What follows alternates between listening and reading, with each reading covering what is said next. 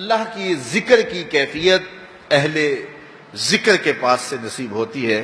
اور یہ جب نصیب ہو جائے تو پھر نسیان زائل ہو جاتا ہے، اور جب اہل اللہ کی مجلس سے بندہ دور ہٹ جائے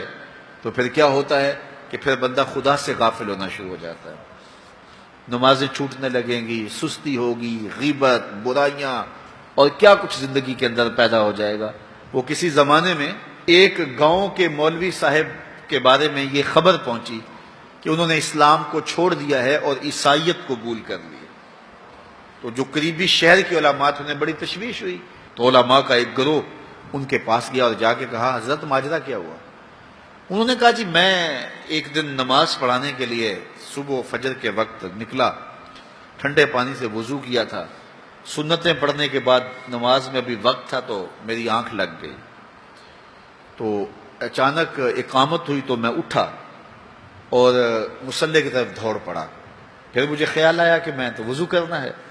لیکن میں مصلی پہ کھڑا ہو چکا تھا، اب یہاں مصلی چھوڑ کے جاؤں تو نمازی کوسیں گے کہ پہلے کہاں گیا ہوا تھا۔ تو اسی گو مگو کی کیفیت کے اندر میں نے جو ہے وہ نماز پڑھانا شروع کر دی، لیکن میں ڈرا کہ میں مصلی رسول کی توہین کر رہا ہوں، بے وضو نماز پڑھا رہا ہوں، تو کہیں اللہ کا عذاب میرے اوپر نازل نہ ہو۔ تو میں ڈرتا بھی رہا، لیکن ساری نماز پڑھائی، میرے اوپر کوئی ایسی کیفیت اللہ کے عذاب کی نہیں آئی۔ سارا دن گزر گیا، اگلی رات بھی گزر گئی، اگلے دن فجر کا وقت آیا تو پھر میرا وضو ٹوٹ گیا، تو پھر میں نے کہا اب ٹھنڈے پانی سے وضو کیا کرنا ہے، پھر میں مصلی پہ چڑھ گیا،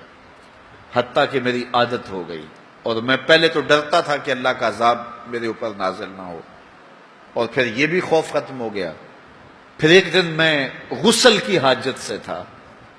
اور میں نے غسل کرنے کی بجائے فجر کی نماز پڑھا دی۔ اس دن میں دوبارہ ڈرا کہ کہیں اللہ کا عذاب نازل نہ ہو جائے، تو کہا سلام پھیرا تو میرے اوپر اللہ کا کوئی عذاب نازل نہیں ہوا، تو میں نے اسلام کو چھوڑ دیا کہ اسلام سچا دین ہوتا تو میں اتنی توہین کی ہے مصلی رسول کی، اتنی توہین کی ہے اللہ کے گھر کی، تو میرے اوپر کوئی عذاب آتا،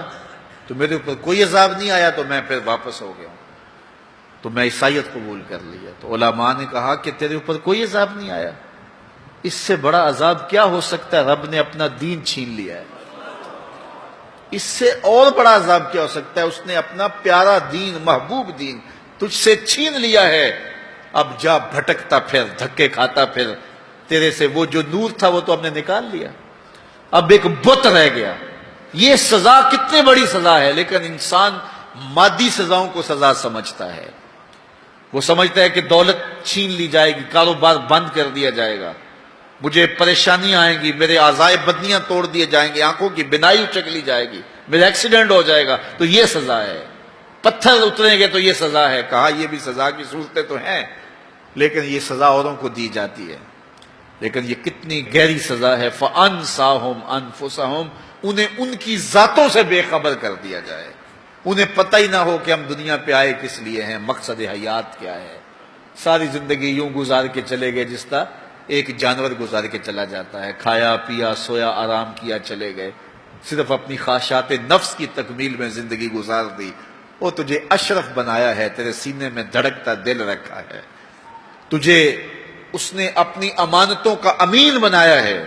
تو یہ بوجھ اٹھا کے چل پھر رہا ہے، اور اگر اس نے اس کو اتار دیا تو پھر یہ بہائم اور چوپایا ہو گیا۔ اولئک کالانعام بل ہم اضل، فرمایا یہ چوپایا ہے، چوپائے سے بھی بدتر ہے، اس سے بھی آگے چلا گیا۔ تو اس لیے جب اس سے وہ دولت ہی چھین لی گئی تو اس کے پلے باقی کیا بچا؟ تو اللہ مجھے اور آپ کو توفیق دے کہ مقصد زندگی ہمارے ہاتھ میں آ جائے، جس لیے ہماری تخلیق ہوئی ہے، اللہ کی معرفت حاصل کر وہ دولت ہمارے ہاتھ آ جائے۔ اگر وہ دولت نہیں ہے تو ساری زندگی برباد گزر گئی۔ اس لیے خندق کھودتے صحابہ پر جب پیار آیا تو یہی کہا، اللہم ان العیش عیش الآخرہ فاغفر للانصار والمہاجرہ، اے اللہ زندگی تو حقیقت میں آخرت کی زندگی ہے، میرے انصار کو بھی بخش دے، میرے مہاجروں کو بھی بخش دے۔ تو زندگی مانگی تو وہ آخرت کی زندگی مانگی۔ اللہ مجھے آپ کو اس مختصر زندگی کو یاد الہی میں گزارنے کی توفیق دے۔